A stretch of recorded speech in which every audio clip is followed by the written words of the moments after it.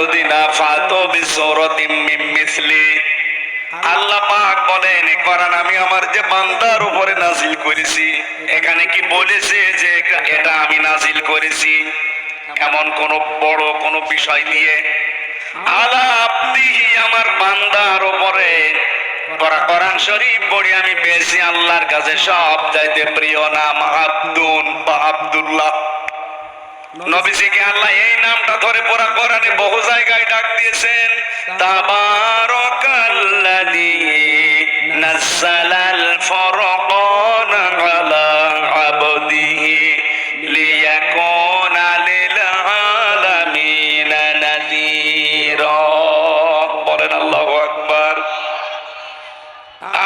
আপনাকে মানুষ হওয়া সহজ, খলিফার দায়িত্ব পালন করা সহজ, কিন্তু আব্দুন বা গোলাম হওয়া অত সহজ না।